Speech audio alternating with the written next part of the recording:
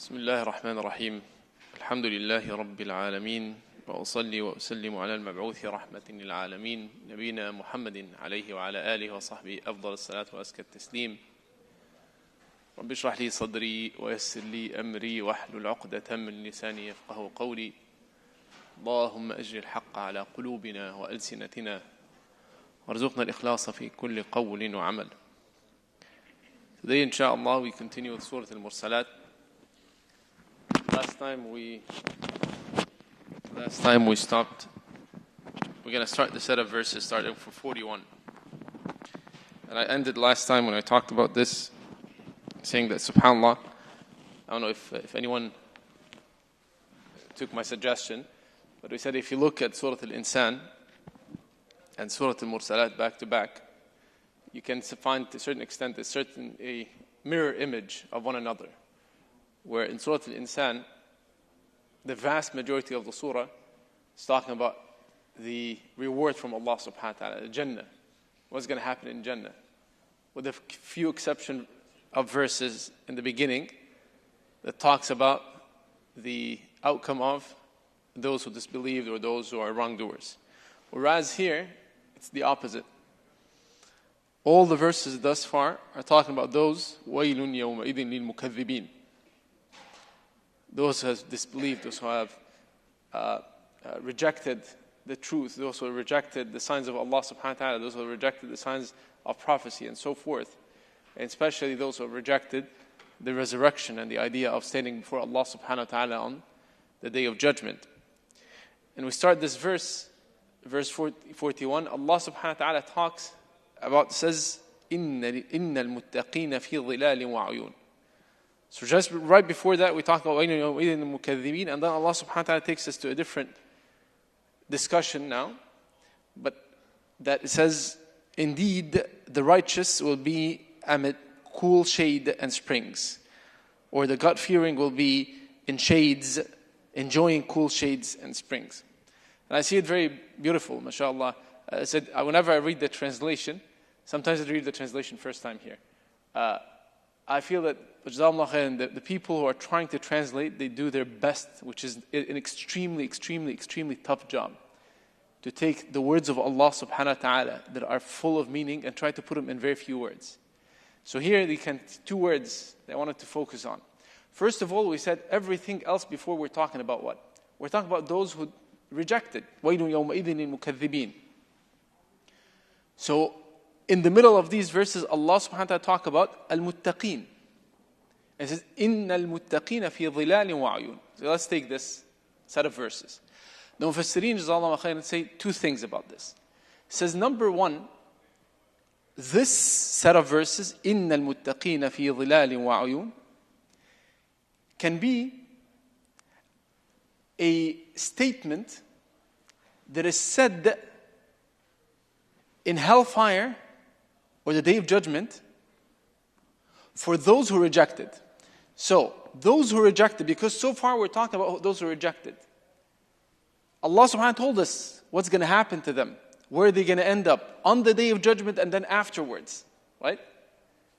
And as if an additional part of their punishment is that Allah subhanahu wa ta'ala would tell them, or they would be told in hellfire about what they are going to be missing.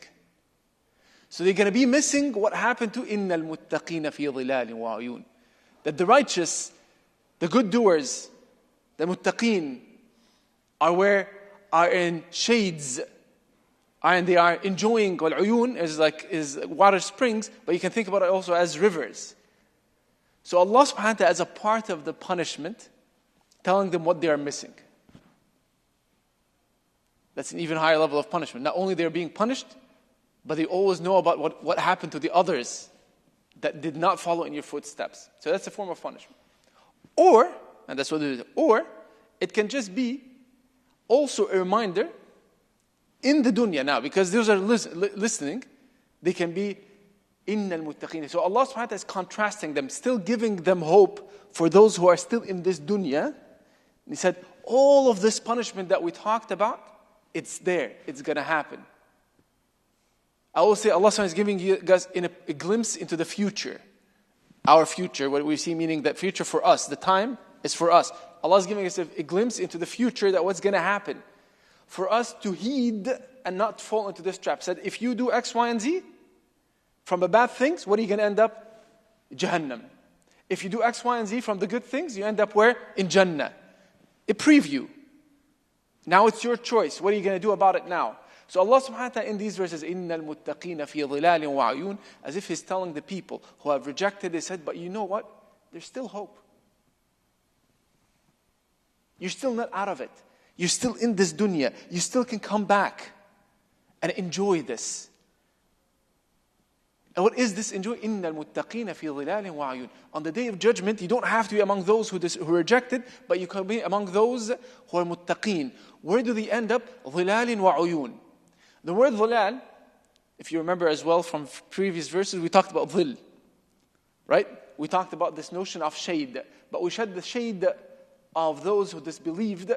لَا ظَلِيلٍ وَلَا يُغْنِي مِنَ اللَّهَبِ. It's not shade that provides any kind of real shade. It's the smoke of the hellfire, and it's so encompassing, it does not have any of the good features of what the shade is. You go to shade because it's hot outside and you want to take a little bit of the heat away, right? You want to enjoy like a nice breeze under the shade. Even if you can see it yourself. A hot day out, under shade of a tree, you see a little breeze there, it's beautiful. All of these characteristics of what shade is in this dunya, for the hellfire people are going to feel, said this is, none of it is there. It does not shade them, does not provide them cover, nor does it have any kind of coolness. Now, as the Mufassir again, I said this is what subhanAllah, I really appreciate what the translators are doing. He said what? In cool shade. So this shade is the shade that provides this beauty. This is the shade that gives them this nice breeze. This is the shade of Jannah. He said those who are muttaqeen are going to end up in this beautiful place where there's beautiful shade. They can enjoy, and they have these uyun, these like water springs. They have sources of water like rivers and so forth. Okay. One more word I'm going to focus on. I'm going to move to the next one. The word muttaqeen. The reason I bring you that, by the way, sometimes I dig deeper a little times about some of the specific words, because I want to always emphasize an extremely important thing about these surah of Allah subhanahu wa ta'ala. Allah subhanahu wa ta'ala revealed some of these verses, as we know, in 5 times, like 5 verses at a time, 10 verses at a time. Sometimes it's the full surah, but this is not the norm. This is less. But you have 5 verses coming at one time, another 5 verses another time, and then Allah subhanahu wa ta'ala told Rasulullah sallallahu alaihi wasallam where to put them together. What goes first, what goes after. But at the end, the surah, the notion of a surah, this chapter, is a construct that Allah subhanahu wa ta'ala instructed Rasulullah sallallahu alaihi wasallam to put together in that sense. Meaning that this is revelation. The surah, what constitutes a surah is a revelation. And in a surah, there is a connection between them.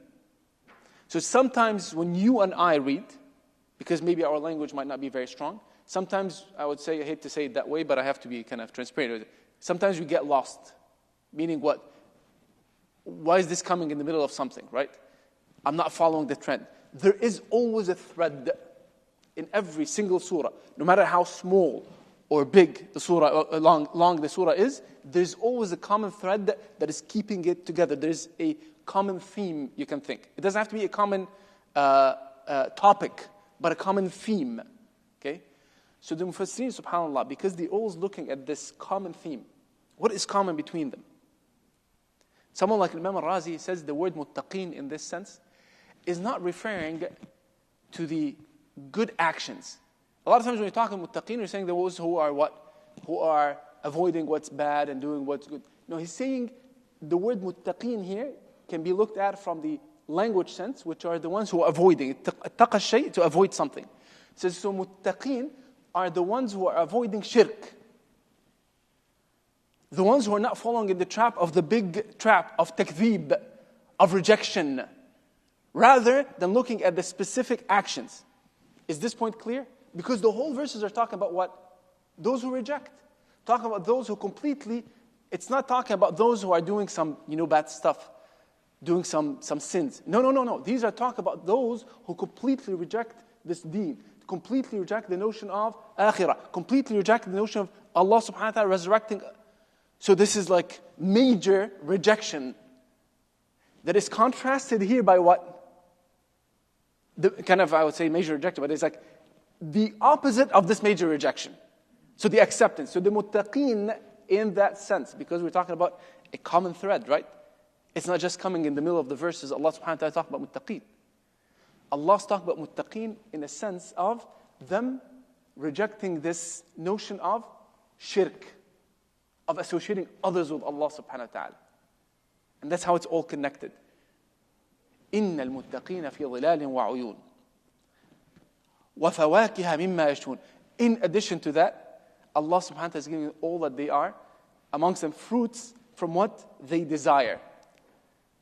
فَوَاكِهَ مِمَّا يَشْتَهُونَ. So this is part of the reward that they're going to be seeing.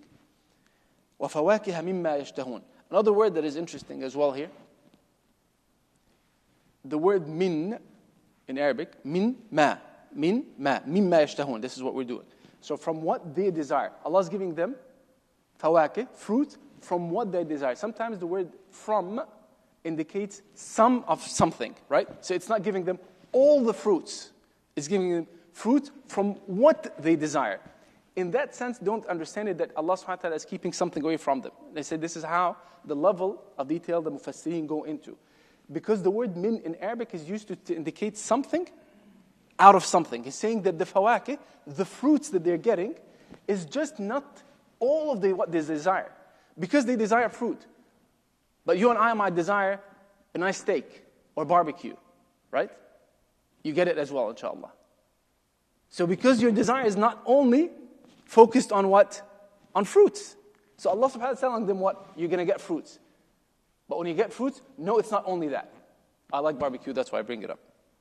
Okay? But you might like your own stuff. So anything that you want is part of mimma yashtahun. Allah subhanahu wa ta'ala said we're going to give them fruits, but it's not everything that they desire, and the more. So the word here is not indicating what some of what they desire, to tell us that there's more that we can desire, the more that we're going to get in Jannah, inshaAllah. And it doesn't have to be only this one type of things. Because someone comes and says, I'm not a really big fan of fruits. I did not yet see a person, maybe again, if you're not a big fan of fruits or you don't like fruits, meet me afterwards. I would love to meet you. But my point is, I have not yet seen someone really, you might like a specific type of fruit or the other, but I have not seen yet, and this is just my small experience in life, that one completely does not like fruits. Okay? So, but if you are one of these people, Allah's telling you, don't feel bad about it, because there's other stuff that you can get. But in Jannah as well, even if you don't like fruits in this life, the fruits of Jannah is completely different. SubhanAllah. Completely different. وَأُتُوا بِهِ مُتَشَابِهًا. It just looks like the stuff that we have, but something out of this world, literally. Out of this world. So when you hear about fakiha, the beautiful fruits of Jannah, fruits in this life is already amazing, alhamdulillah rabbil alameen, but imagine in Jannah. Imagine in Jannah how beautiful that is. Literally out of this world. كُلُوا وَاشْرَبُوا هَنِيئًا بِمَا كُنْتُمْ تَعْمَلُونَ. Not only that you're going to get all of this, and you're going to get this beautiful food and stuff that you enjoy, Allah subhanahu wa ta'ala is telling them in Jannah, said, now eat and drink happily for what you used to do in the dunya. When you go, a good host, you go somewhere, a good host, someone is inviting you to their place. Not only that they give you like amazing food and they set up the table for you and everything like that, but they would be what? Oh, please come over, enjoy. See, they are like, they're inviting. Allah subhanahu wa ta'ala in Jannah, inshallah, is telling you and I, not only that you, but now kulu washrabu hani'an. It's even more inviting. You have everything in front of you, you can go ahead and eat. But imagine the invitation is coming to say what? Kulu washrabu hani'an bima kuntum ta'malun. Oh, come over and enjoy. So even more invitation from Allah subhanahu wa ta'ala for what you used to do in the passing dunya.